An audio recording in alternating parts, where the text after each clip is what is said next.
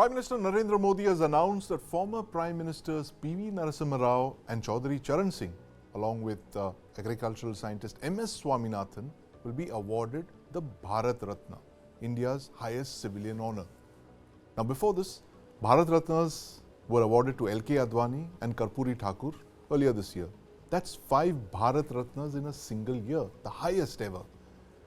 Joining me now to discuss the politics of the Bharat Ratna are Aditi Phadnis, political editor, Business Standard, Suresh Kochatil, political analyst, and my colleague Brijesh Pandey. Suresh, the 3 Bharat Ratnas announced today, what is the message that the government is sending out to the people? Well, I think the ones are well deserved. If you ask me, I would start with L.K. Advani as the number 1, Karpuri Thakur and P.V. Narasimha Rao. I think I would take P.V. Narasimha Rao to the number 2 spot. Right. Karpuri Thakur, of course, number 3. Not to let down Chaudhary Charan Singh at number 4, but I think M.S. Swaminathan deserves to be at number 4. Now, of all the things one can call it political, would be definitely Chaudhary Charan Singh. Say that yes, that was political. Right. Meant to placate Jayant Chaudhary for joining BJP. But I think that is, if you are giving it to Karpuri Thakur, I think Charan Singh also deserves. Right. Whether he stayed on long enough as a Prime Minister, that's a different part. Yes. But for me, as a person who comes from Hyderabad, though originally from Kerala, yes, I can tell you that P.V. Narasimha Rao deserves this honor long. Yes. If the former Prime Ministers, some of them could get it during their lifetime. Right. I don't see any reason why Narasimha Rao was not given. And I can see a reason why it was not given. Yes. Because all of us know what happened post his death. Right. He was perhaps the only Prime Minister in the recent times who served a full term, yet was not given a cremation in Delhi. Yes. Forget the cremation. He was not even given the honor of taking the body to the AICC office. AICC office. That is how bad it is. Yes. Nobody asked any questions to Sonia Gandhi or others who were running the Congress at that point in time as to why he was treated in such a bad way. Right. And you know what happened once his body reached Hyderabad and the cremation was hastily held? It was left unburnt and the dogs had a feast in the night. All of us know what happened. I'm not exaggerating. You can go back and check the archives of all the newspapers in Hyderabad. Or you can ask people. That is how a former Prime Minister's body was dealt with. Now, if you ask why Modi gave it, there will be obviously a politics behind it. They'll say, oh, he gave it because, you know what, he's trying Telangana. So that is why Narasimha. Right. But very few people know that P.V. Narasimha Rao also had a role to play in BJP's ascent. He was one of the 2 candidates who lost the famous 1984 election in which C.H. Janga Reddy won from Hanmakonda, which is near Warangal in Telangana. Right. And Janga Reddy defeated P.V. Narasimha Rao. Right. And that was a moment because the other seat I think was from Mehsana with Akar Patel. Right. And these are 2 seats which BJP had won. Right. And you know, Narasimha Rao, in a sense, right from his days in Telangana, were a very understated politician. Yes.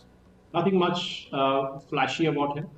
Right. Unlike many other politicians from down south, who are not so flashy. Maybe except with Shashi Tharoor is an exception. But rest of them are all very, very sober. And when he became the Prime Minister, all of us know what crisis India was going through.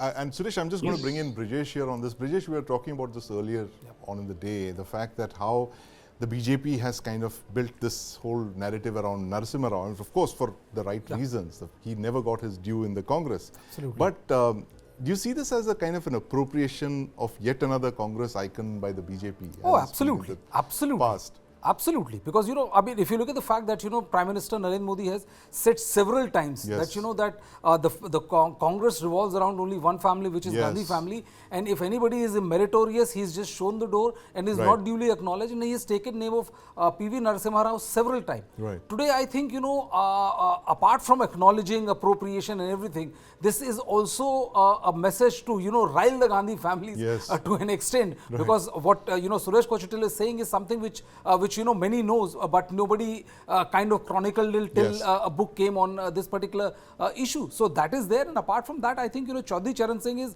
I think the deal was made between you know, the BJP and the RLD, but you know, RLD had already committed to Akhilesh Yadav. So how do you get out of that bind? So I think this is the was that opportunity. a trade-off? Yeah, this is the opportunity which Right. Prime Minister gave to Yes. Jayant Chaudhary to say, and he also said that Right. how do I say no to him now? Right. So it gave him an escape route Yes. to walk out of alliance with Samajwadi Party and join the BJP. And a Bharat Ratna is a very powerful persuader. Aditi, do you see the BJP sitting with a list of to-dos, a checklist? Bharat Ratnas given 5 this year, and each of them are different. There's one that's given to MS Swaminathan, of course, great agricultural scientist, but the rest are all political in the sense, right? Hindutva, check. OBC, check. Farmers, Jat leader, check. Is that how you see it? Well, I was quite amused that the BJP thought it fit to give PV Narasimha Rao Bharat Ratna, because judging by the days of the demolition of the mosque Yes. and the kind of things that the BJP said about PV Narasimha Rao's regime, and the man with the pout and all that, Yeah. and the way LK Advani fulminated, it's kind of both tragic and comic that LK Advani and PV Narasimha Rao should be getting the Bharat Ratna in the same year Yes. by the same government.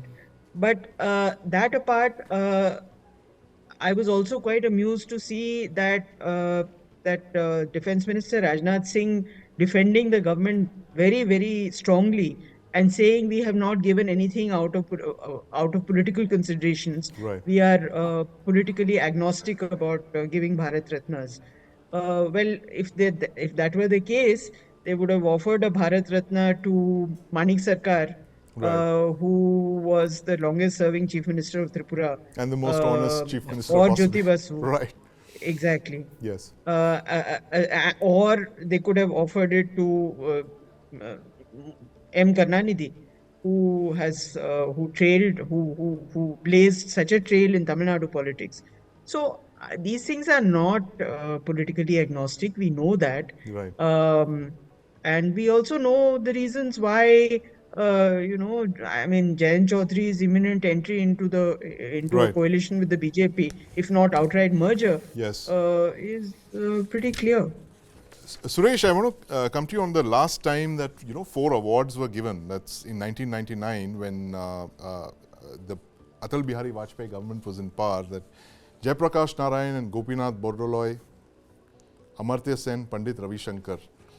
But we didn't see this kind of debate around it at that time. I don't think it was as politically debated as these awards are this year. Is it because politics has taken a more aggressive turn? The rivalries are sharper in 2024 than they were in 1999.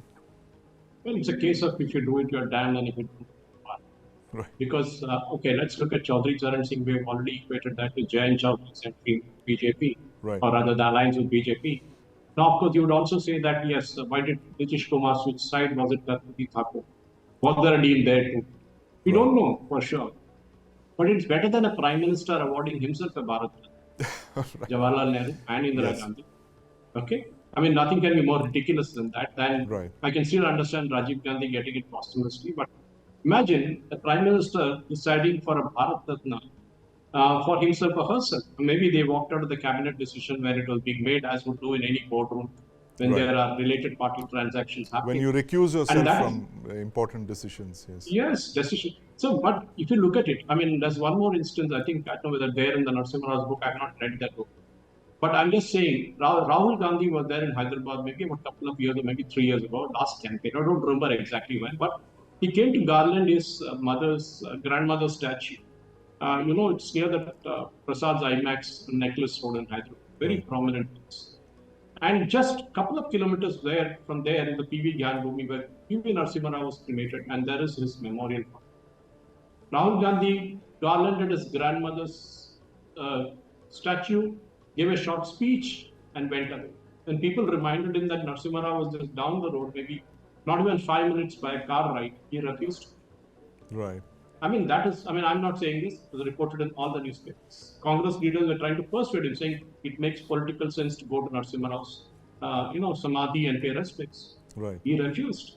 So that was the level of hate they had for a man Yes. who I think stood for himself. Right. whatever certain on history may judge Narasimha Rao by Babri structure or whatever you Yes. want to call it. But here was a man who was for himself.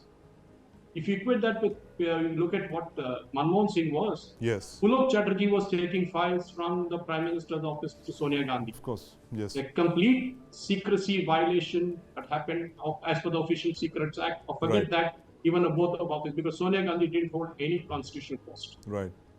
Not me, again, Sanjay Barua in his book has written this. So when you look at Narasimha Rao, and when you judge him, he was a man who could speak maybe a dozen languages, including Spanish, yet very erudite scholar, was associated with Osmania University. All that thing, but nobody expected him to be the Prime Minister. Yes, there was the JMM issue that happened, but we know that was done by the Congress backroom. Again, Narasimha Rao took the flak for the bribery that happened and whatever happened since then. But I think you should not judge a person by that. I think if there are moments where this nation came out of that massive crisis which we faced, where we didn't have money for even 4 weeks of imports, and to a situation where we had to pledge our gold, and to what we are right now, I think somewhere along the way, Narasimha Rao played a very, very important part. Why I'm talking about him more than I'm talking about Chaudhry Charan Singh? We know that Chaudhry Charan Singh had his own kind of day in politics, but not as expansive as it is. M.S. Swaminathan, I'm not sure whether Amul's Kurian got a Bharat Ratna, but if he has not got, I think he deserves it. No, that's a contentious thing. There are lots of demands that he should be given a Bharat Ratna. He should. Yes. After MS, it's only appropriate that Mr. Kurian be given a Bharat Ratna. I've lost you there, Mr. Suresh, but I'm going to ask Brijesh about Chaudhry Charan Singh's Bharat Ratna. Very interesting thing there. I mean, Prime Minister, a short-term Prime Minister, never faced the floor test. But where does that leave the BJP's politics in Western UP? It's an area that they're very worried about. Well, I think, they had faced a year-long sit-in dharna by the farmers, and they were kind of perturbed. The Prime Minister, as erudite in politics as he is a sharp, he immediately made a turnaround and said that he apologized, said that, I feel the farmers are not getting what I'm trying to sell, so I'm rolling back all the reforms. And there are, spate of farmers' agitation which are going on. Right now, he's fighting perhaps the most important election of his life. It takes him, elevates him to the level of, say, a Pandit Nehru statistically, and, put him in a higher pantheon of, top shot politicians this country has ever seen. Right. Western Uttar Pradesh remains an area of concern for him. It's not like he's going to lose big from Western Uttar Pradesh. That is also not the case. But it helps him to further solidify the gains which he would do. Right. And that is the reason why, the first, they reached out to Jain Chaudhary. They told him that, this is what you got last time. If you are with us, and there are, perks of being associated with the government who is in power as well as in the state as well. So it helps the politics of Jain Chaudhary, makes him, mainstream him. And also apart from that, by giving Bharat Ratna to Chaudhry Charan Singh, you try to tackle several or try to tick several boxes at one go. He's a Jat leader. He's somebody who was a big farmer leader, and also the fact that that Jain Chaudhary is his grandson helps all this proper entry rather than Jain Chaudhary being ridiculed in the Western Uttar Pradesh, saying that he went to BJP just for power and all, which is in reality it is like that only, but it gave him a guise to go, and that is the reason why this was important. The interesting thing, personally, I would have been very I would be it would have been made for a killer political sense, if instead of M. Swaminathan, he would have given another Bharat Ratna to Bala Saheb Thackeray. He would have given it to them. I wonder, what exactly Uddhav Thackeray would be thinking right now, purely speaking from political. That's an interesting conjecture. I mean, Aditi, the fact that if Bal Thackeray were given a Bharat Ratna, that would have kind of put the Uddhav Thackeray Sena in a very tight spot. Do you think that that was ever on the BJP's mind? Because the relationship between Bal Thackeray and Prime Minister Modi is a very, very warm one. I think they have a good rapport when Sena Supremo was around. Yeah, I think there must have been, but I mean, what is to be gained by giving one to Bal Thackeray now? When Uddhav Thackeray is clearly not approachable. It would be much more if you do a cost-benefit analysis, it's better probably to give one to Prakash Singh Badal, with whom, for the same reason, SAD, with whom, I mean, SAD is negotiating with the BJP right now.